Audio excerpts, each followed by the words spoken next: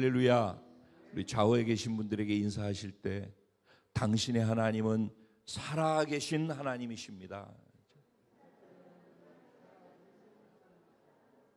또 한번 다른 분을 바라보고 인사하실 때 그 하나님이 당신을 지극히 사랑하십니다. 아멘. 우리를 사랑하시는 살아계신 하나님이 지금 이 시간 여기 계셔서 우리에게 말씀하고 계심을 믿습니다.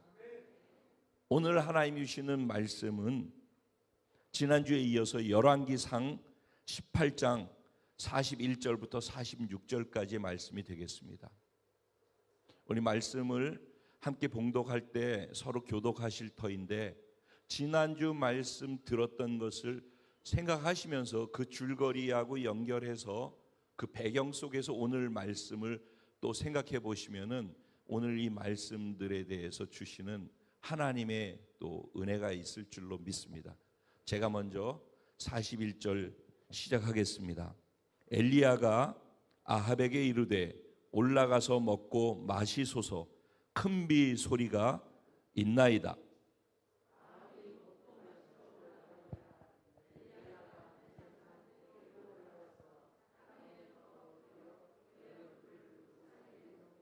그의 사환에게 이르되 올라가 바다 쪽을 바라보라. 그가 올라가 바라보고 말하되 아무것도 없나이다. 이르되 7번까지 다시 가라.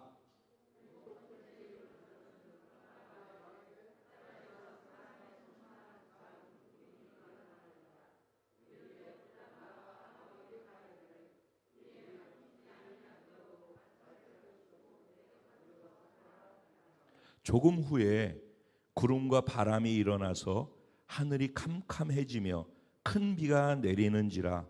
아합이 마차를 타고 이스라엘로 가니 다같이 여호와의 능력이 엘리야에게 임하매 그가 허리를 동이고 이스라엘로 들어가는 곳까지 아합 앞에서 달려갔더라. 아멘. 오늘 이 본문 말씀 가지고 벅찬 감격으로 은혜의 빗속을 달리는 복된 자가 바로 저와 여러분들입니다. 이런 제목으로 주시는 은혜를 나누고자 합니다.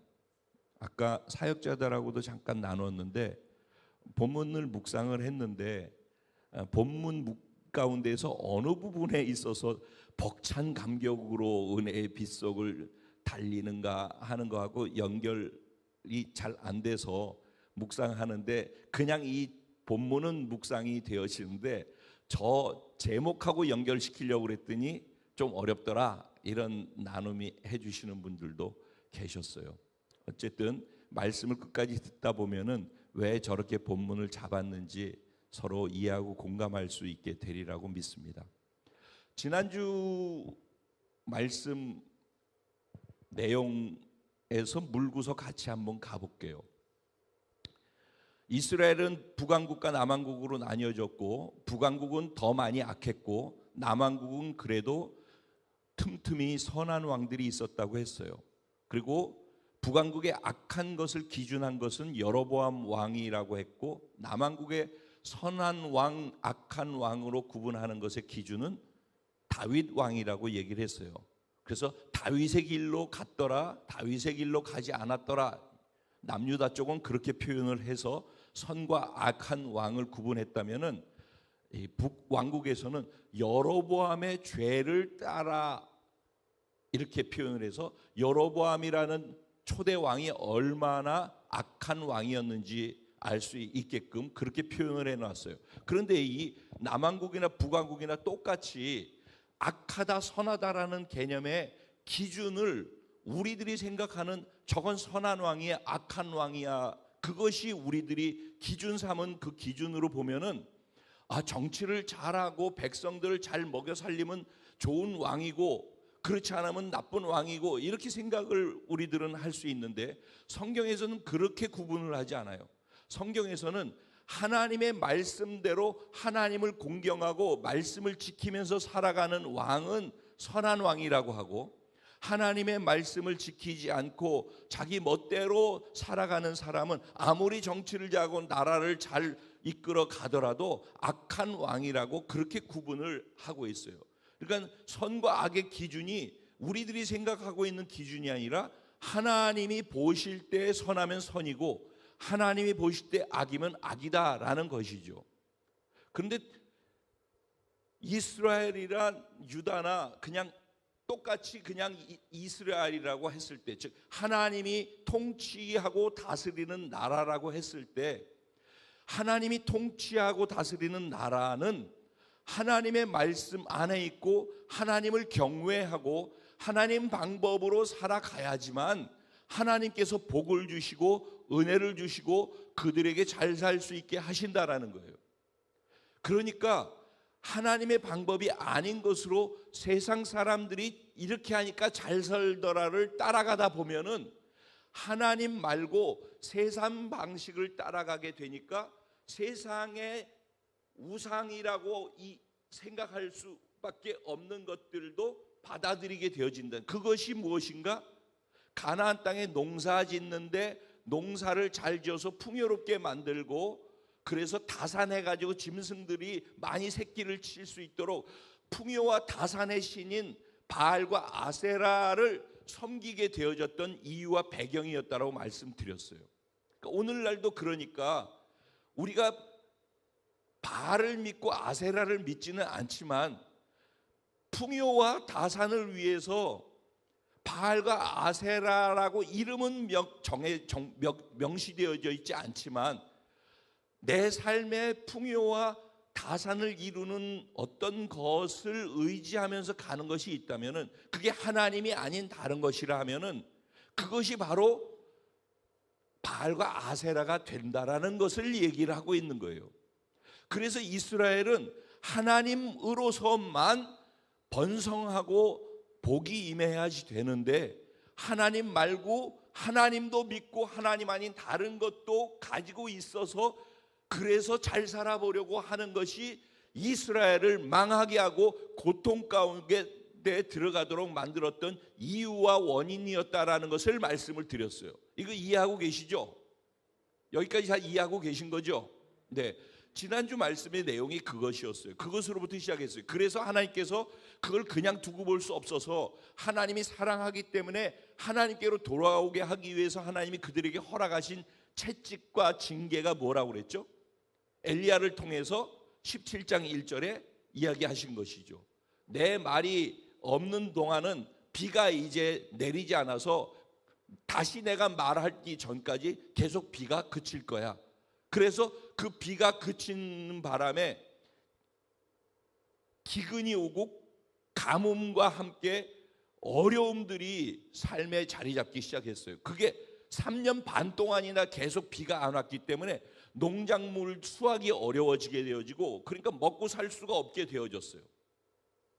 그래서 극단적으로 얼마나 어려웠는지를 얘기하고 있는 것이 17장에 보면은 그가 먹을 것이 없어가지고 시냇가에 있는 물을 마셨어요. 물이 없어서. 그리고 까마귀가 가져다 주는 것을 먹어야만 했고 그러다가 그 물도 시냇가 물도 말라버렸기 때문에 수넴 여인으로 있는데 시돈으로 가서 사르밧 여인에게로 들어갔어요. 근데 그 사르밧 거기는 이방 땅인데도 불구하고 거기를 갔는데도 거기도 먹을 것이 없어가지고 이제 자기 집에 남아있는 마지막 밀가루 요만큼하고 기름 요만큼 남은 걸 가지고 자식과 둘이서 마지막으로 떡을 만들어서 그 떡 먹고서 둘이 죽으려고 생각하고 있는 그 집에 엘리야가 들어갔어요.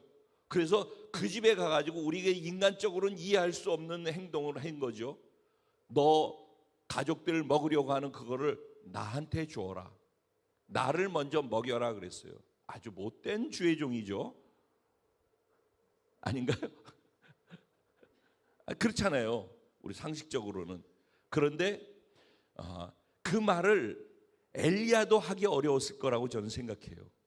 적어도 지정신이 있고 진짜 하나님 앞에 서 있는 주의종이라면은 그러지 않겠어요? 어떻게 먹고 죽으려고 마지막 남은 거 갖고 죽으려고 그런다는 얘기를 듣고서 근데 그거 날 줘라. 저는 못할 것 같아요. 그런데 그가 그럼에도 불구하고 그 말을 할 수 있었던 이유는 다른 곳에 있었죠. 왜냐면은 하나님께서 그걸 채우신다라는 하나님을 향한 믿음이 있었기 때문이죠. 그리고 사르밧 여인도 그 말에 대해서 믿고서 순종하고 그를 대접할 수 있었던 이유는 엘리야가 하나님의 선지자라는 것과 그가 말한 것으로 그렇게 되어진다라는 믿음이 있었기 때문에 말도 안 되는 그 요구를 따를 수가 있었죠. 그리고 실제 그 일이 있고 난 이후에 기름병에 기름이 가뭄이 끝나는 날까지 떨어진 적이 없었고, 밀가루통에 밀가루가 가뭄이 끝나는 날까지 떨어진 적이 없었다라고 이야기를 해요. 그렇죠? 그리고 난 다음에 어떤 일이 있었죠? 이제 먹을 것이 생겼더니 그 다음에 또 문제가 일어났어요.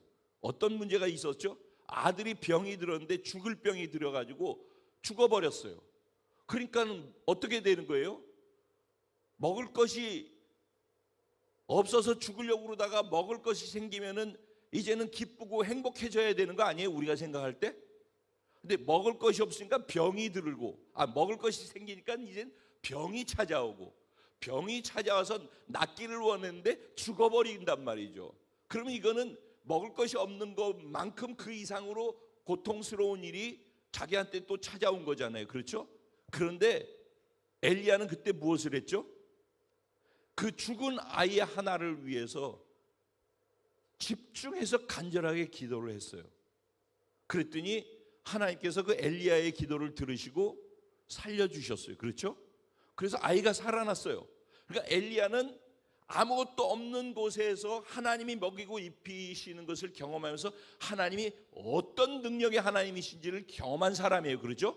그리고 애가 죽었는데 죽은 애를 놓고서 기도하라고 마음 주셔서 순종하고 기도했더니 죽은 자가 살아나는 것을 경험했던 엘리야란 말이에요.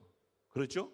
근데 하나님께서는 그런 것들을 통해서, 그 경험을 통해서 엘리야가 하나님을 믿는 믿음이 어떤 상황 속에서도 흔들리지 않을 수 있는, 어떤 것도 두려워하지 아니하고 하나님만 두려워하고 하나님만 생각하고 살 수 있는 자로 성숙시켜가는, 엘리야를 훈련시키는 과정으로 삼으셨었다는 거예요. 그래서 엘리야가 이스라엘 전체를 놓고서 중보기도하고 이스라엘 백성들을 돌이키기 위해서 그 다음에 했던 것이 지난주 말씀의 내용이었잖아요.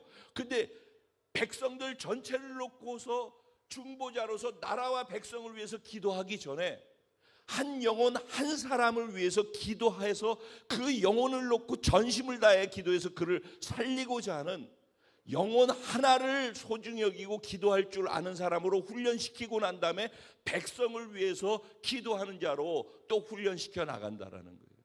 그러니까 하나님은 한 사람을 세워나갈 때 이런 훈련의 과정들을 계속 주셔요. 그러니까 삶이 어렵고 문제가 있는 것, 그게 빠져서 그 문제를 내가 해결하려고 하다 보면은 늘 불평, 원망과 어떤 일도 일어나지 않고 계속해서 세상 것을 타협하면서 혼합주의의 신앙생활을 하는 패턴으로 가게 되어진다고요. 그런데 죽으면 죽으리라고 하나님만 붙잡고 하나님께서 내 인생을 책임지신다, 이 믿음을 가지고 죽더라도 하나님 안에서 죽으면 부활이다, 이런 믿음을 가지고 살아가는 사람에게는 하나님이 그의 인생 속에서 하나님의 하나님 되심을 증명해 주시고 경험하면서 믿음이 자라가게 하는 기회로 써주신단 말이에요. 그래서 그런 일들이 계속 쌓여서 있는 사람이 믿음의 사람으로 자라가는 거예요. 그러니까 그 과정이 없으면은 믿음의 사람으로 자라갈 수가 없어요. 그건 믿음하고 같이 연결돼서 그런 어려운 일이 있을 때 어떻게 그 믿음을 발휘할 수 있는가? 똑같이 이런 말씀을 우리가 듣지 않습니까? 그런데 똑같이 어려운 일을 만나지 않습니까? 그런데 그때 똑같이 말씀을 듣고 똑같이 어려운 일을 만났을 때 어떤 사람은 믿음으로 반응하고 어떤 사람은 세상적으로 반응하게 되어지는 그 중요한 이유 중에 갈림이 되어지는 것이 무엇인가 하면 기도라는 거예요. 엘리야가 지금 보면은 엘리야는 모든 어려운 상황을 만났을 때 무엇으로 뚫고 가죠? 다 기도로 뚫고 가는 거예요. 먹을 것이 없어서 죽어가는 그 집에 가서 나한테 먹을 거 달라고 그러고 난 다음에 그가 한 건 뭐예요? 기도한 거예요. 기도를 통해서 무에서 유를 만드시는 하나님이 개입하게끔 했어요. 아이가 죽었어요. 죽은 아이를 살리는 일을 무엇을 통해서 했어요? 기도를 통해서 했어요. 그래서 기도를 통해서 죽은 아이가 살아나는 것을 경험했어요. 그리고 지난주 말씀으로 이제 그게 17장에서 이제 18장으로 넘어와서 지난주 말씀에서는 어떤 일이 있었죠? 지난주 말씀에는 이스라엘 백성들을 이제 다 돌이켜서 하나님 한 분 여호와 하나님이 참 신인 것을 다시 확인하고 믿을 수 있도록 하기 위해서 그들을 미혹해 하고 사기치고 거짓말했던 거짓의 선지자들을 다 한 자리에 모으라고 그러잖아요. 그래서 바알과 아세라 선지자 850명하고 내기를 하잖아요. 그리고 백성들 앞에서 먼저 질문을 던지죠. 너희는 바알의 하나님을 하나님으로 인정할지, 여호와 하나님을 유일하신 하나님으로 인정할지를 결정해라. 둘 사이에서 언제까지 머뭇거리고 있을 거냐?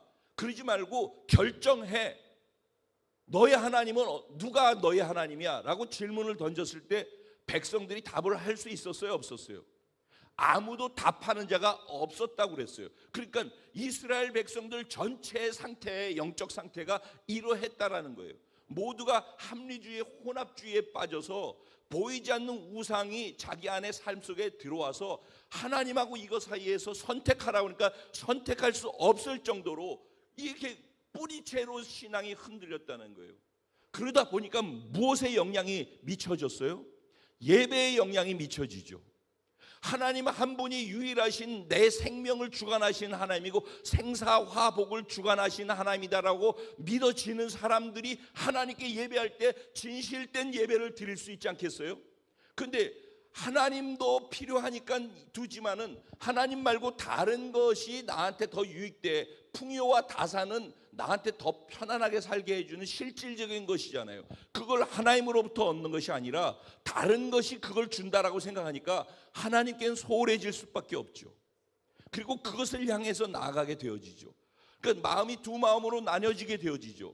그러니까 예배가 둘로 나뉘어지게 되어지죠. 그러니까 입으로는 하나님을 경배한다고 하지만은 마음은 내게서 멀구나. 그래서 너희가 예배하는 그 예배가 헛된 경배가 되는도다. 이렇게 말씀하셨다라고 그랬잖아요. 그러죠? 그러니까 이게 마음이 둘로 나뉘어져서 그런 거죠. 그러다 보니까 어떤 일이 일어났어요? 바알과 아세라 신을 섬기는 선지자들이 난리가 났잖아요. 그냥 아침 동틀 때부터 시작해서 오후 3시까지 계속해서 예배를 드린다고 하면서 막 길길이 뛰고 자기 몸을 칼로 쳐가지고 막 피를 칠칠 흘리면서 그렇게까지 열심히 했는데도 어떤 일도 일어나지 않았어요. 기준을 뭘로 잡았죠? 누가 참 신이라고 인정하기로 했죠? 하늘에서 불을 내리는 신이 참 신이다 그랬어요. 근데 그들이 먼저 그렇게 했는데 어떤 일도 일어나지 않았어요. 그런 가운데에서 엘리야 차례가 됐다고 그랬어요. 그렇죠? 그래 엘리야가 뭐 해야 돼요? 그러면은 기도해야 되지 않아요? 그렇죠? 근데 기도보다 먼저 한 게 있었어요. 무엇이죠? 무너진 제단을 수축했다고 그랬어요. 무슨 얘기였어요? 제단이 다 무너져 있었다라는 거예요. 왜? 마음이 둘로 나뉘어져 있고 하나님 말고 다른 것이 나한테 유익된 걸 줄 거라고 생각하니까 그것을 쫓아다니느라고 하나님께 예배하는 예배의 단이 무너져 있었다라는 거예요. 그래서 그 무너진 단을 먼저 수축하는 거예요. 이스라엘을 전체를 통합해서 12돌을 거기다가 해가지고 이스라엘의 12돌을 거기다 놓고 거기다 번제물을 올려놨어요. 그리고 거기다 물을 부었죠. 물 부은 이유는 뭐라고 그랬죠? 가장 물이 없고 물이 귀한 때 물을 부어서 물이 그냥 줄줄 흘러다니게끔 만들었어요. 그런 가운데 불이 임한다라는 것은 기적이죠. 그러니까 최악의 불이 임하지 못하는 상태를 만들어 놓고 불이 임함을 통해서 하나님은 아무리 최악의 상황으로 만들어도 하나님이 하시려고 하면은 불가능이 없다. 그리고 사람들은 불가능하다고 생각하는 그때 불가능함이라고 생각하는 그 자리에 불이 임함을 통해서 하나님은 불가능도 넘어서시는 하나님이라는 것을 증명하기 위해서 그렇게 한 거예요. 그러니까 엘리야 마음속에 뭐가 있었다고요? 제단을 수축한 이유도 지금 얘기한 이런 것들을 다 한 이유가 뭐예요? 엘리야 마음속에서는 하나님이 유일하신 주인이시라는 것, 유일한 하나님, 살아계신 하나님은 한 분 여호와밖에 없다라는 것을 이들에게 증명해 보이고 싶었던 것이죠. 그리고 하나님 한 분만을 예배하는 예배자들로 만들어 놓고 싶은 것이에요. 그 안에는 그 간절함이 있는 것이죠. 그런 가운데에서 제단을 쌓고 그 위에 번제물을 얹어놨다고 그랬잖아요. 그리고 물을 다 부어놓은 상태에서 그가 기도하기 시작했어요. 그게 다 되고 나니까, 제단을 수축하고 나니까 그 다음에 불이 임했죠. 그러죠? 근데 그 사이에 했던 게 뭐라고 그랬어요? 기도라고 그랬죠. 기도의 내용이 뭐라고 그랬어요? 우리 백성들이 가뭄 때문에 배가 고프고 물이 없어서, 곡식이 없어서 힘드니까 곡식을 주기 위해서 비를 주십시오, 이런 기도를 했어요. 그거하고 아무 상관없어요. 오직 한 가지, 하나님이 유일하신 주이신 것, 참신인 것, 그것을 알게 해 주십시오. 내가 하나님의 종이라는 것을 사람들이 알게 해 주십시오. 그리고 내가 임의로 내가 원하는 대로 말하는 게 아니라 하나님이 말씀하신 대로만 내가 행하고 있다는 것을 저들이 알게 해 주십시오. 그리고 저들이 마음을 다시 되돌려 놓으시는 하나님이라는 것을 이들이 경험하게 해 주십시오. 이런 기도를 했어요. 그 기도가 하나님 마음을 너무 흡족하게 한 거죠. 그래서 하나님이 불을 그 자리에서 내리신 거예요. 그래서 완전히 그냥 싹 다 태워서 핥아버렸다고 그랬잖아요. 그죠? 그러자 사람들이 어떻게 반응했죠?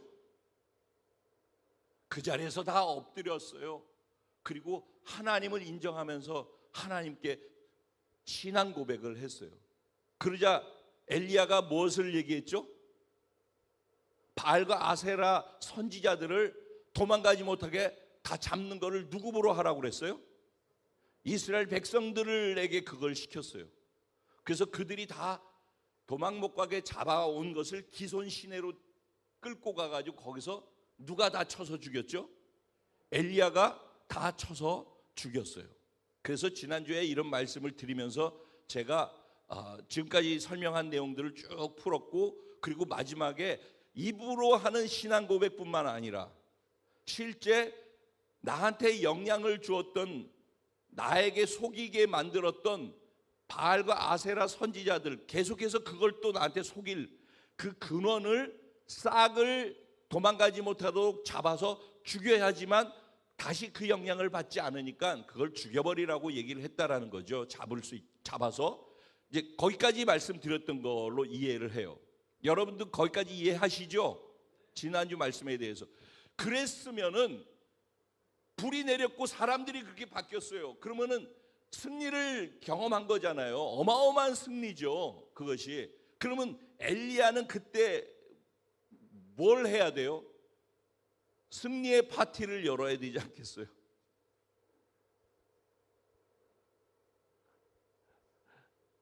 근데 거기에 이어서 곧바로 이어지는 얘기예요, 오늘 본문이. 그렇죠?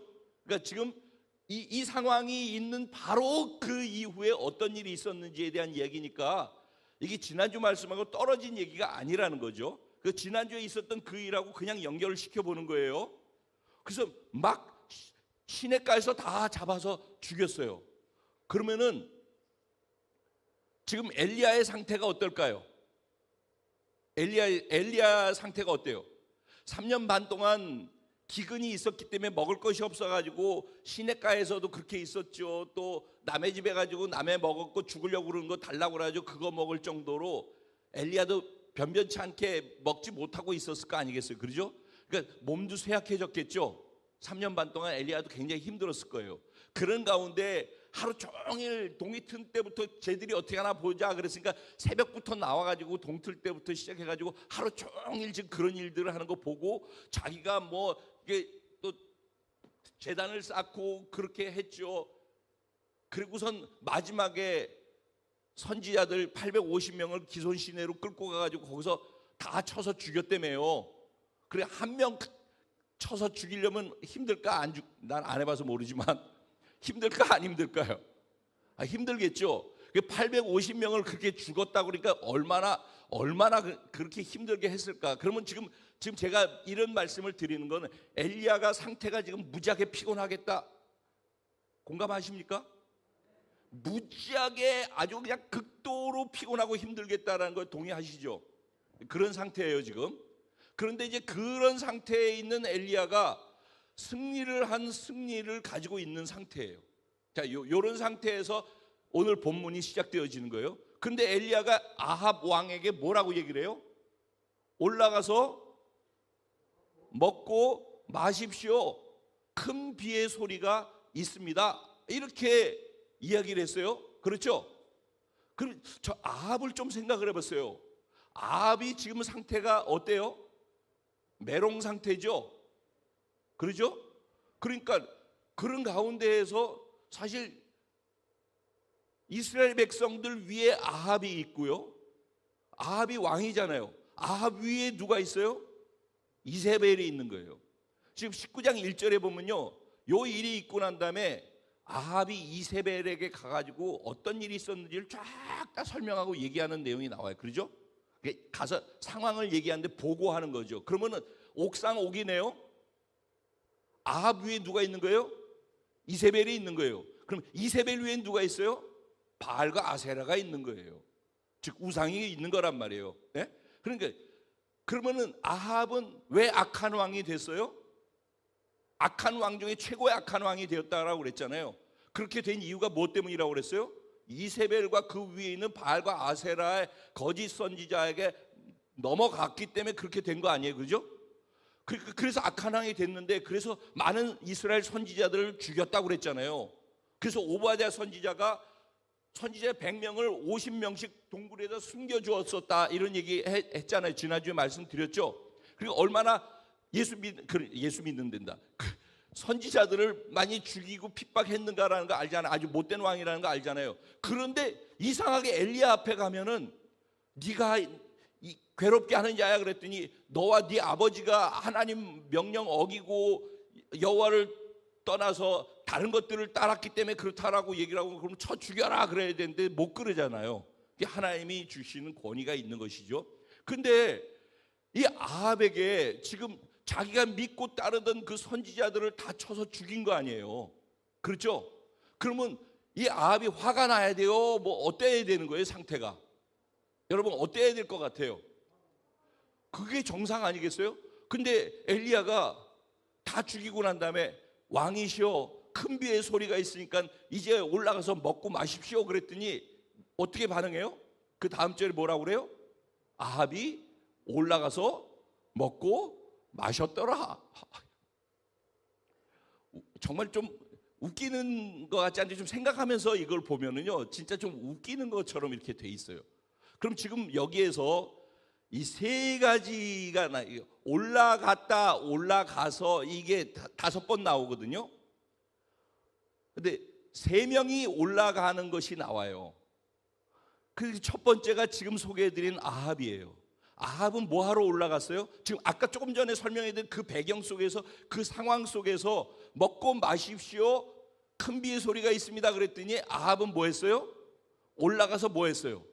먹고 마셨어요. 그게 아합이에요. 그게 아합의 상태예요. 아합은 하나님은 모르기 때문에 그랬다고 그랬죠. 하나님 모르는 자의 특징이라고 그랬죠. 네. 자, 아합은 먹고 마셨어요. 두 번째, 사환이 있어요. 사환. 그렇죠? 아까 우리가 읽은 본문, 사환도 올라갔어요. 왜 올라갔어요? 엘리야가 올라가라고 해서 올라갔어요. 근데 올라갔더니만은 바다 쪽을 보라고 그랬더니 바다 쪽을 봤더니 아무것도 없으니까 아무것도 없다고 내려왔죠. 그랬더니 똑같이 7번을 그리하라 그랬어요. 그래서 7번을 그리게 한 거예요. 그러니까 이 사람은 7번을 왔다 갔다 한 거죠. 그 7번을 왔다 갔다 한 이유는 한 가지 때문이에요. 뭐 때문이죠? 엘리야의 말에 순종했기 때문이에요. 그래서 7번째, 그 7이라는 숫자는 여러분 이스라엘에서 잘 알지만 완전 숫자라는 거 아시죠? 그래서 나아만이 요단강에 가지고 문둥병을 고칠 때도 7번 씻으라 그랬죠. 여리고성을 무너뜨릴 때도 7바퀴를 돌죠. 7일 동안. 그렇죠? 그러니까 7이라는 숫자는 완전 숫자예요. 그래서 완전을 채우라는 거예요. 7번을 했어요. 그랬더니 뭐가 보였어요? 손바닥만한 작은 구름이 바다 쪽에서부터 떠올라 가지고 오는 것을 보고 마지막 7번째 손바닥만한 작은 구름이 보입니다 라고 얘기를 해줬어요. 그렇죠? 이게 이제 2번째 올라간 케이스예요.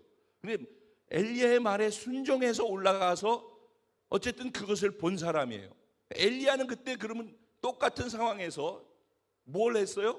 그도 올라갔어요. 어디로 갔어요? 갈멜산 꼭대기에 올라갔어요. 거기서 그는 뭘 했죠? 엎드려서 머리를 무릎 사이에다 박고, 이 말의 의미는 뭐예요? 간절하다라는 거죠.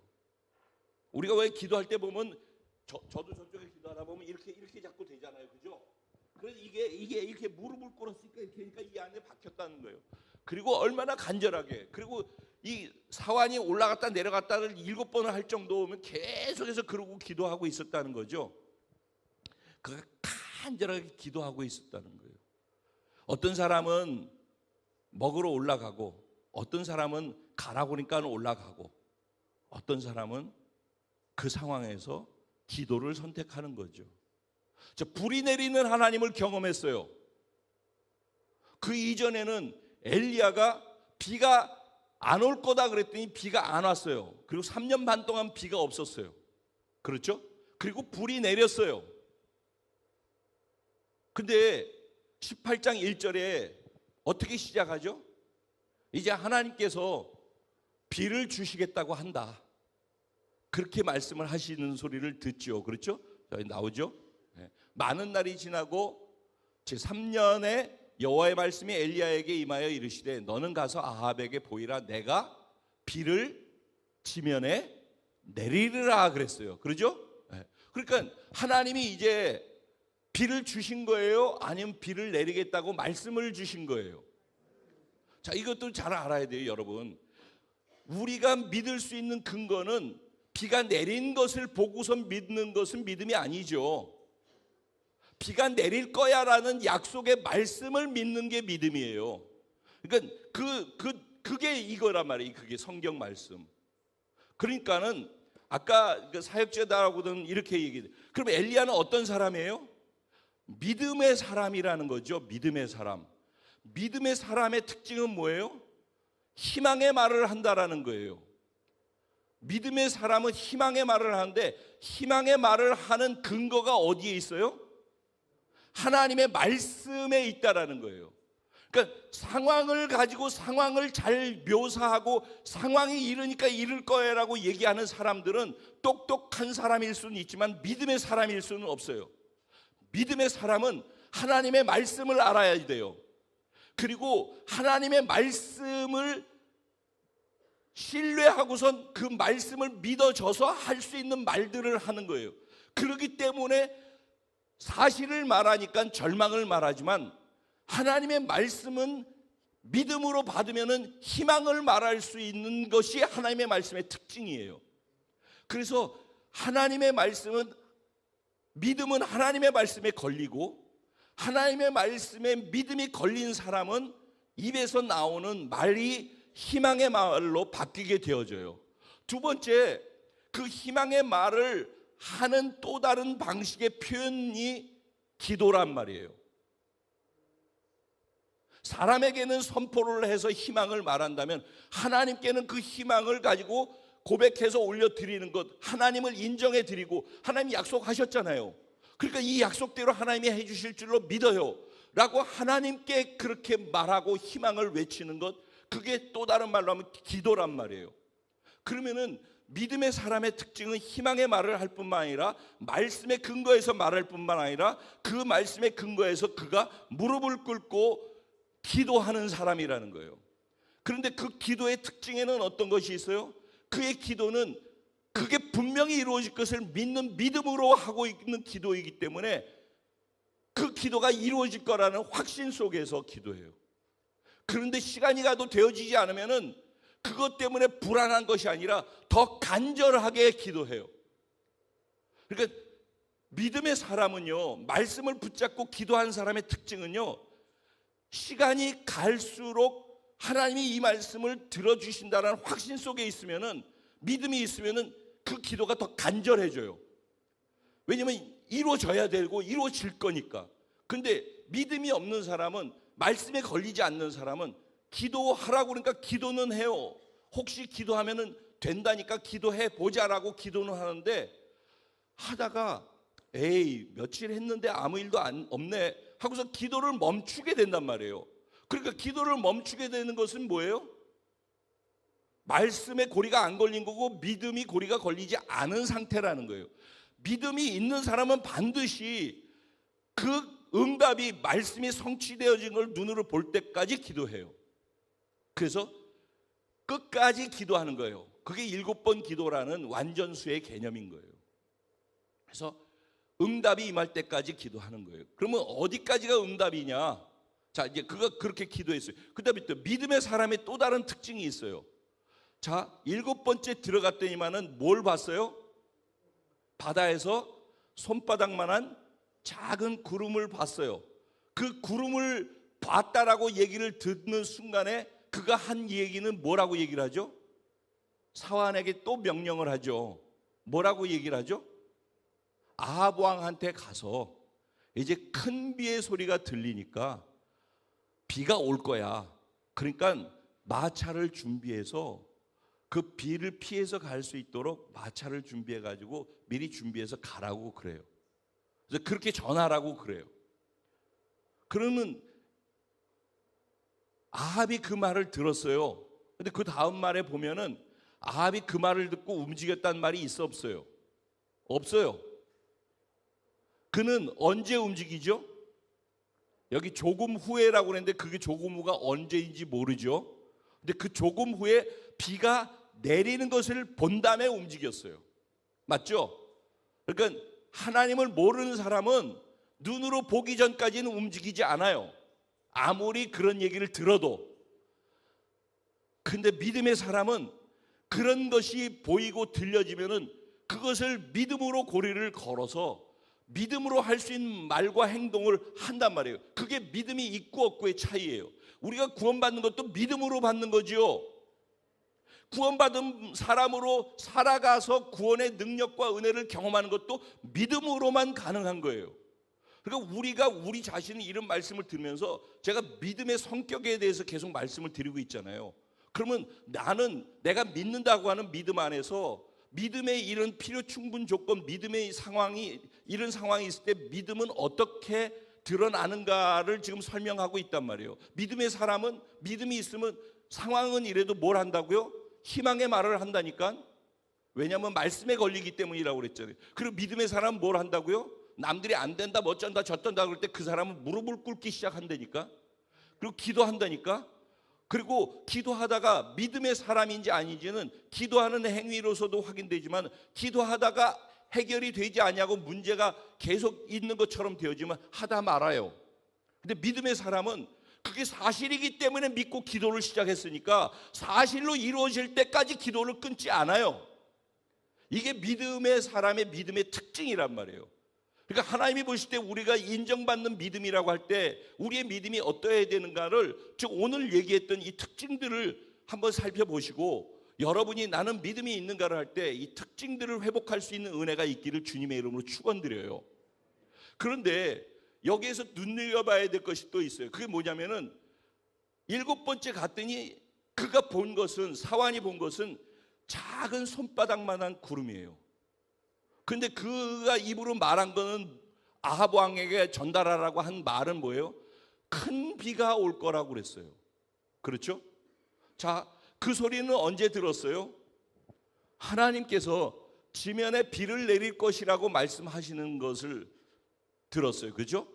그리고 난 다음에 아합 왕한테 먹고 마시라고 큰 비의 소리가 있다라고 그랬어요. 그죠? 그 이제 믿음으로 외친 거란 말이죠. 하나님이 그 소리를 들려주셨을지 몰라요. 그런데 믿음으로 그걸 받았는데, 그 소리를, 그 말씀을 받았는데, 그런데 실제 아무리 하더라도 눈에 보이는 게 있어요, 없어요? 6번 올라갈 때까지 사환이 뭘 봤어요? 아무것도 없습니다를 봤어요. 그렇죠? 아무것도 없어요. 그러면은 그가 요구하는 건 뭐예요? 있을 때까지 요구를 하죠. 그래서 7번째 가서 뭘 봤어요? 작은 것을 봤어요. 그런데 그것을 갖고 사람들한테 얘기를 할 때 뭐라고 얘기를 하라고 그래요? 큰 비가 오니까 그 비를 대처해서 마차를 준비해서 출발하라고 얘기를 하죠. 여기에서 저는 복음을 다시 생각을 해봤던 거예요. 자, 이걸 똑같은 것을 여기 스토리로 보지 말고 이제 끄집어내서 우리 현실로 와보죠. 내 삶에서 분명히 하나님의 말씀은 비가 온다라고 믿었어요. 그죠? 말씀하셨고. 근데 내 삶에서 그 증거가 보이지 않아요. 한번 올라갔어요. 올라가 보니까 있어요, 없어요? 아무것도 보이지 않습니다요. 6번째까지 그래요. 그러면은 하나님이 약속은 큰 비를 주신다라는 약속이에요. 잘 들어보세요. 하나님의 약속은 큰 비를 주신다는 약속이에요. 그런데 아무리 봐도 6번이나 보더라도, 그러니까 7분의 6은 없는 거예요, 여러분. 퍼센테이지로 하면은. 그렇죠? 7분의 6은 없는 거예요. 아무리 봐도 없어요. 근데 7분의 1이 작은 손바닥만한 것만 보이는 거예요. 그런데 그것을 가지고 그 사람이 어떤 말을 하는가? 전 그게 복음을 통과한 사람의 관점의 변화가 말을 만든다라고 보는 거예요. 지금 작아요. 그럼 우리한테로 대입을 해볼게요. 여러분 가진 게 작습니까? 내가 가진 재정이 작습니까? 내가 가지고 있는 실력이 작습니까? 내가 가지고 있는 환경의 여건이 너무 작고 비좁아가지고 움직일 수 있는 것이 없다라고 생각하십니까? 여러분이 어쨌든 가지고 있는 것이 무엇인지 몰라요. 자기 자신을 작게 생각하고 있습니까? 나는 이것밖에 안 되는 작은 존재라고 생각하십니까? 그래서 나는 이것밖에 안 되는데 나한테 너무 많은 것을 어쩌고 저쩌고 나는 이렇게 작아요. 오케이, 작아. 그러니까 작다라고 얘기하는 것은 일반 사람들이 다 하는 거예요. 그럼 우리 구원받은 사람 뭐예요? 작아요. 나는 작아요. 나는 죄덩어리예요. 난 죽을 수밖에 없어요. 나는 할 수 있는 능력이 없어요. 학식도 별로 없고 내가 지금 가진 것도 별로 없어요. 그런데 나는 예수 그리스도와 연합되어 있어요. 그래서 복음에서 연합을 강조하는 거예요. 그리고 그 구원을 믿으면 연합을 믿고, 연합을 믿는다면은 연합된 예수 안에서 나는 어떤 존재인지를 다시 되새김해서 그걸 표현해낼 수 있는 걸 믿음이라고 하는 거 아니겠습니까? 그러면 나는 작아요. 그 작은 나를 얘기하고 내가 가진 것이 작아요. 가진 것이 작은 것을 얘기를 하는 사람, 그게 믿음의 사람의 말은 아니죠. 믿음의 사람은 나는 작은데 나와 함께 하신 예수가 큰 자예요. 예수는 모든 것을 가졌어요. 예수는 세상에 있는 자보다도 더 커요. 그래서 예수의 이름으로 기도하면 응답이 되어져요. 이게 우리 믿음의 사람이 복음을 통과해서 자기 자신을 작은 자인 게 맞는데, 그 작은 자를 그래서 십자가의 죄와 같이 죽여버리고 부활하신 예수 그리스도와 연합되어져서 예수의 우주같이 크신 그 예수님에게 연합되어서 내가 큰 자가 됐다라고 믿는 것을 믿음이라고 하는 거 아니겠습니까? 그러니까 우리 상황에 대해서 자꾸 상황을 묘사하거나 그렇게 가면은 믿는 자로서의 하나님을 경험할 수 있는 기회를 상실하는 거예요. 그러니까 자기 자신에 대해서 그렇게 생각을 하는 사람은, 그러니까 믿음으로 그런데 하나님은 이러시니까 이렇게 될 수 있어라고, 왜 그게 성경의 말씀이잖아요. 그래야지 그 말씀을 갖고 기도도 하고 그 말씀을 갖고 믿음으로 희망의 말도 할 수 있는 거 아니겠어요? 근데 그 말씀이 성경 말씀에 있어도 그 말씀을 내가 믿는다라고 하고 교회를 다니는데 그 말씀이 내게 고리가 걸리지 아니한다면, 계속 머릿속에 있는 지식이라면은, 아합 왕도 지식은 있었거든요. 그러니까 복음을 믿는다, 받아들였다 한다면은 작은 것을 작다라고 말하고 없는 것을 없다라고 말하는 게 아니라 작은 것 속에서 큰 비를 볼 수 있는 사람이죠. 큰 비가 온다고 말할 수 있는 사람이죠. 바로 그것 때문에 희망을 말할 수 있는 사람 아니겠습니까? 그것이 복음의 능력 아니겠습니까? 복음이 구원을 주신 하나님의 능력이 됨이라.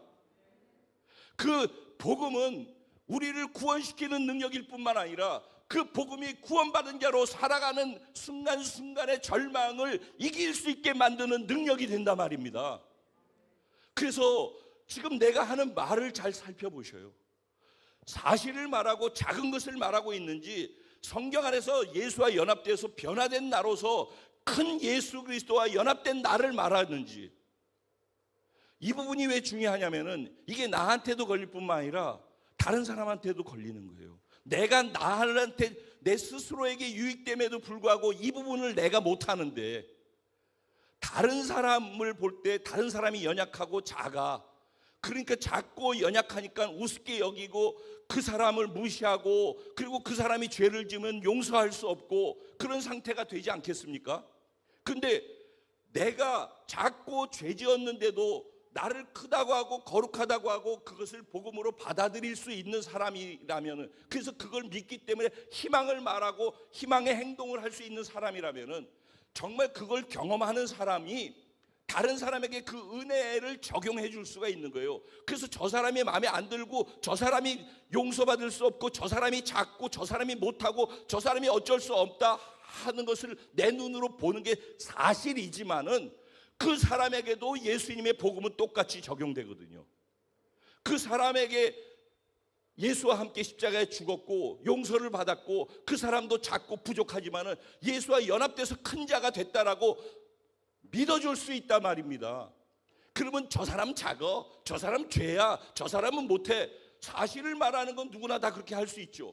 그런데 십자가를 통과해가지고선, 그런데 그 사람에 대해서 믿음으로 저 사람이 작은데 예수 안에서 큰 자가 돼, 그렇게 될 거야. 제가 여러분들 만났을 때, 내가 처음 만났을 때 바로 그 얘기를 했고, 내가 처음 만났을 때 그 얘기를 했고, 개개인들에게 똑같은 상황에서 그 사람을 평가하는 것은 똑똑한 지식인의 이성으로 하는 거지만은, 믿음의 사람은 믿음으로 예수라면은 어떻게 보고 예수와 연합됐다면 이 사람은 어떤 사람인지를 그거를 말해줄 수 있는 게 믿음의 사람이 아니겠습니까? 주변에 이런 사람이 많아져야지 주변의 사람들이 살아난단 말이에요. 베드로를 향해서 시몬이라고 그러고, 넌 갈대야 갈대야, 너는 계속 흔들리고, 넌 갈대처럼 연약하고, 넌 그것밖에 안 돼라고. 왜? 원래 그러니까. 그런데 너는 반석이야, 너는 베드로야 라고 얘기를 해주면 결국은 예수님이 계속 베드로라고 얘기해서 베드로가 되지 않았습니까? 그 누가 믿음의 말을 하느냐예요. 부정의 말도 믿음의 말이에요. 부정을 말해도 믿음의 말을 하는 거예요. 그리고 그 말한 대로 되는 거예요. 그리고 긍정을 말하면 긍정의 말대로 되는 거란 말이에요. 그러니까 내 귀에 긍정의 말을 해줄 사람들이 주변에 많은 사람들하고 같이 있으세요. 같이 부정을 말하니까 나한테 동의해 준다고 그래도 그 사람 좋다라고 그러지 말고 같이 죽음으로 가는 거예요. 그거는 부정을 말할 때 내 주변에서 긍정을 말해줄 수 있는 사람들 곁으로 가야지 내가 살아난다니까. 이거는 나에 대해서도 그렇게 적용되는 거고, 내 옆에 사람들에 대해서도 그렇게 적용할 수 있는 거고, 그러니까는 상황을 볼 때 어렵고 나는 조금밖에 못 가졌어도 예수 안에서 난 모든 것을 가진 자로다. 할렐루야. 그 믿음을 가지고서 믿음으로 할 수 있는 말과 행동들을 하면서 살아갈 수 있게 된다라는 거예요. 그렇게 만들어주는 게 뭐예요? 십자가 복음의 능력이란 말이에요. 그 복음이 저와 여러분에게 이미 주어져 있지 않습니까? 자, 마지막 결론입니다. 이제 아합 왕에게 그렇게 말하고 아합은 움직이지 않다가 조금 후에 비가 오는 걸 확인한 후에 그가 달리기 시작했어요. 어디까지 달렸다고 얘기 나오죠? 이스르엘까지 달렸다고. 이스라엘이에요. 이스르엘은 아합 왕의 겨울 궁전이에요. 그 별장 같은 것이죠. 거기가 조금 더 겨울에 살기 좋게끔 돼 있겠죠. 그리고 거기가 특징 중에 하나는 이스라엘의 곡창지대 중에 하나예요. 그래서 땅이 아주 좋아요. 그래서 땅이 비옥하다 그러면은 뭐예요? 돌짝밭이 아니란 얘기죠. 그 좀 이렇게 황토흙 같은 그런 거라는 거잖아요. 그죠? 그래서 비가 오면 어떻게 되겠어요? 그게 진흙이 되겠죠. 뻘이 되겠죠. 그래서 비가 오니까 이게 마차가 굴러가는데 비가 오면은 그 박힐 수도 있고 그러니까 길을 잘 찾아가야 되기 때문에 그래서 이제 이렇게 얘기를 해 줬단 말이에요. 그리고 난 다음에 엘리야가 그 다음에 어떻게 했어요? 마차가 달려가고 있는데 그 앞을 달려가기 시작했죠. 그렇게 나와 있죠 지금. 예. 자, 그러면 여러분 생각해 보세요. 제가 몇 주 전에 에스더 얘기를 하면서 역졸이 왕의 말을 타고 달리는 거에 대한 얘기했잖아요. 그죠? 그 왕의 말이 준마고 명마죠. 잘 달리는 천리마 같은 그런 말이에요. 그러니까 얼마나 빨리 달리는지 아죠. 그런데 그 말을 여러 마리를 갖다 걸어놓고선 달리는 게 마차겠죠. 그러니까 마차가 얼마나 잘 달리겠어요. 그죠? 그런데 그 여러 마리의 왕이 타고 달리는 그 말들이 끄는 마차 앞으로 그보다 더 빠르게 달려가고 있는데 이스라엘까지 계속 앞서서 달렸다는 거예요. 그렇죠? 지금 내용이 그 내용이죠. 자, 그럼 생각해 보세요. 아합이 마차를 막 몰고 이렇게 해가지고 가고 있을 거 아니겠어요? 근데 엄청나게 빨리 가는데 비가 오니까 좀 그것 때문에 방해를 받으면서 가고 있는데 엘리야가 그 앞에서 가는데 자기가 말 몇 마리를 끌고서 가는 것보다 더 빠른 속도로 자기 앞을 계속 뛰어가고 있어요. 그런 상황이 되는 거예요. 근데 갈멜산 꼭대기에서부터 산 밑에서부터 해발이 530m예요. 그러면 갈멜산 꼭대기에서 530m를 내려왔겠죠. 그리고 직선거리로 하면 갈멜산에서부터 이스라엘까지가 26km 정도 된다고 해요. 그러면 26km를 산에서부터 내려가지고선 마차가 끄는 것보다도 더 빠른 속도로 달렸다는 얘기예요. 26km를. 여러분 군대 생활 해보면 알지만 10km 완전 군장에서 하는 것도 어렵고 그걸 계속 달린다? 마차보다 빨리? 근데 26km를 그렇게 달렸다? 이거는 있을 수 없는 일이에요. 아까 말씀드렸죠. 엘리야의 건강 상태가 어떻게 했을까? 무지하게 지쳐있고 피곤한 상태였을까라고 말씀드렸고 이해되셨었잖아요. 그죠? 그 상태에서 달리는 거예요. 산을 내려와가지고 26km를 왕 앞에서. 근데 지치지 않는 거예요. 근데 그 끝자락에 46절에 뭐라고 돼 있어요? 그렇게 할 수 있었던 이유가 뭐 때문이래요? 여호와의 능력이 그와 함께 했기 때문에 능력이 임해가지고 그렇게 했다는 거예요. 여호와의 손이 함께 있어. 또 다른 표현은 이렇게 표현할 수 있어요. 그러니까 하나님의 능력이 그와 함께해서 그 능력에 사로잡혀가지고 달려갔다라는 거예요. 자, 그러면 이 엘리야는 어떤 사람이에요? 하늘의 문을 닫고 하늘의 문을 여는 사람. 하늘에서 비를 멈출 줄도, 하늘에서 불을 내릴 줄도, 하늘에서 비를 다시 내릴 줄도 아는 사람. 근데 그 사람의 능력이 아니라 그 사람은 작은 사람. 엘리야는 우리와 성정이 같은 사람이로되 야고보서에서는 그렇게 표현하고 있어요. 우리와 똑같은 사람이래요. 그런데 어떻게 그렇게 할 수 있었는가? 여호와의 능력이 그와 함께 했기 때문이래요. 자, 그러면은 이제 마지막 클라이막스예요. 그거 달리고 있어요. 계속해서 쉬지 않고 달리겠죠. 달리는데 그때 어떤 일이 있는 거예요? 비가 오는 것으로부터 시작해서 달렸을 거 아니에요, 마차가. 그리고 엘리야도 그 마차가 달리는데 같이 달렸어요. 그러면 지금 빗속을 달리고 있는 거죠. 그럼 그 빗속을 달리는 엘리야는 어떤 마음을 가졌을까요? 이스라엘 백성들은 3년 반 동안에 하늘문을 닫았다가 하늘문이 열려서 비가 쏟아졌을 때 어떠했을까요? 우와, 우리를 시끄러우면 할렐루야 막 이랬든지 뭐 난리들이 나지 않았겠어요? 하늘의 비를 맞으면서 혀를 내밀고 와, 비다 비다 막 이랬을 것 같아요. 그죠? 별로 반응이 없네. 그러지 않았겠어요? 왜 남의 일처럼 그래? 우리 일이에요 이게 다. 예. 그러지 않았겠어요? 그죠? 그런데 백성들이 그랬으면은 그 일을 실제 만들고 경험해서 그 비를 맞으면서 뛰는 엘리야는 어땠을까요? 엘리야가 뛰면서 어떤 마음이, 하나님 너무너무 감사합니다. 이거 자기 목숨을 걸고서 하는 행동들인 거 아시죠? 선지자를 잡아 죽이는 왕 앞에서 그런 말을 하면은 죽을 거 뻔히 알면서도 도전하고 또 같이 시합하자고 그러고, 그리고 다 왕이 사랑하고 좋아하고 존경했던 선지자들 다 쳐서 죽여버리고 그랬으니 이게 자기 목숨이 10개 있는 것도 아니고 그러잖아요. 그런데 그렇게 외칠 수 있었던 근거는 뭐 때문이었어요? 하나님이 말씀하신 것이 있기 때문에 그 말씀 하나 믿고선 목숨 거는 거 아니에요. 그런데 그 모든 것을 자기가 믿고 하나님께 자기 전부를 걸고 그렇게 했는데 결국 죽지 않고 하나님이 말씀하신 대로 약속하신 대로 비를 내리시는 것을 맞으면서, 엘리야에겐 그 비가 어떤 비겠어요? 불은 심판의 불이라고 그랬잖아요. 그래서 태우고 정결케 하는 불이라고 그랬잖아요. 회개케 하는 불이란 말이에요.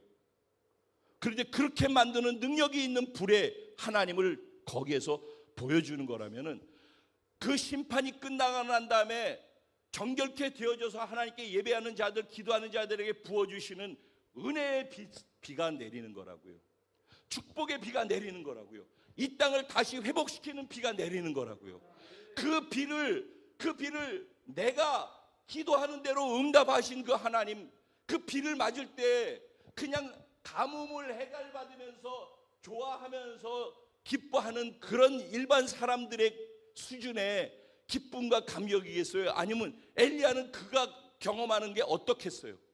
그러니까 감격 속에서 눈물을 흘리면서 달리지 않았겠어요? 아마 비 반 눈물 반이 이 안에서 흘렀을 거라고 저는 생각을 해요. 그냥 제가 엘리야가 돼서 그 안으로 개입해서 들어가 보니까 그렇더라고요. 그가 앞에 달리면서 얼마나 감격 속에서 갔을까요? 그러면서 또 한 가지 생각 속에 뭐가 있었을까요? 봤지 아합, 봤지 이스라엘 백성들아, 하나님이 진짜 살아계신 거 맞잖아. 시위하는 거죠. 그 달림이 뭐예요? 그 은혜의 빛 속을 비를 맞으면서 감격 속에 눈물을 흘리면서 달려가는 그 달림이 뭐예요? 그게 믿는 사람들의 복음 증거고, 그게 믿는 사람들이 믿지 않는 세상 사람들한테 하나님을 증거하고 드러내고 하나님을 인정을 확인시켜 드리는, 그게 빛이에요. 그게 빛이 드러나는 순간이라고. 보이지 않지만 외치고 있는 거예요. 마치 십자가가 이렇게 있지만은 이 십자가에서 내가 너희를 이렇게 사랑한다, 내가 다 이루었다, 지금도 외치고 있잖아요. 지금도 은혜의 비는 떨어지고 있어요. 우리가 무너진 제단을 수축하고 하나님께 예배가 회복되어지면은, 그래서 우리의 죄가 사해졌으면은 그 다음에 드려진 예배 속에는 하나님의 은혜의 비가 쏟아지는 거예요. 지난주 말씀을 소화시켜서 그렇게 살아가는 사람들이 있다면 오늘 그 사람들에게 은혜의 비가 쏟아지는 자리가 이 자리라고 저는 믿습니다. 오늘 이 자리에 축복의 비가 쏟아져서 여태까지 가물었던 것들의 회복의 역사가 일어나는 자리가 이 자리라고 저는 믿어요. 여러분, 이 모든 것들을 주관하시는 것이 하나님이시고, 그 하나님의 말씀을 믿는 믿음을 가진 사람들이 믿음으로 희망의 말을 하는 거예요. 믿음으로 말씀을 붙잡고 무릎을 꿇고 되어질 때까지 기도하는 거예요. 그리고 그 하나님을 경험하는 체험을 갖게 되는 거예요. 그 체험이 자신의 삶을 변화시키는 것이고, 다른 사람들을 보고 하나님의 살아계심을 증명하게 해주는 거예요. 그래서 그 변화가 인격의 변화예요, 행동의 변화예요, 삶의 가치의 변화예요. 모든 것이 변화되어지는 한 사람 한 사람의 변화가 많아지면 그것을 뭐라고 해요? 부흥이라고 하는 거예요. 그런 은혜가 오늘 이 자리에 예배드리는 모든 자들에게 은혜의 비가 쏟아지면서 시작되기를 주님의 이름으로 축원합니다. 오늘 말씀 생각하시면서 그 은혜의 비가 오늘 필요하신 분, 여러분의 마음을 여십시오. 하나님 지금도 그 비를 쏟아붓고 있습니다. 그 비를 맞고자 하는 사람들에게는 바로 그 자리에 그 비가 쏟아지는 것입니다. 그 비를 막을 수 있는 유일한 자격은 한 가지, 내 의의를 갖고서는 안 되어지만은 예수 그리스도께서 나를 위해서 제단 위에서 번제물이 되셨다라는 사실을 진짜 믿고 그 안에서 정결케 되어진 나를 믿는 믿음이 있다면은, 그 안에서 여러분이 오늘 예배를 드리고 있는 것이 맞다면은 그 사람들에게 은혜의 비가 쏟아지는 것입니다. 축복의 비가 쏟아지고 있음을 믿습니다. 오늘 기도하실 때 하나님 나에게 이런 은혜를 다시 허락해 주셔서 3년 만에 가뭄이 끝나게 하시고 다시 비가 쏟아져 그 은혜의 비로 다시 시작할 새로운 시점을 맞이할 수 있는 하나님의 복을 받을 수 있는 첫 문을 열게 해주신 것 감사합니다. 쏟아 부어지는 비를 맞으면서 감격 속에서 하나님을 높이게 하시고 빛을 발하게 하시고 하나님을 증거하는 자가 되게 하여 주시옵소서. 우리 주님의 이름을 한번 부르고 기도합니다. 기도드리겠습니다. 주여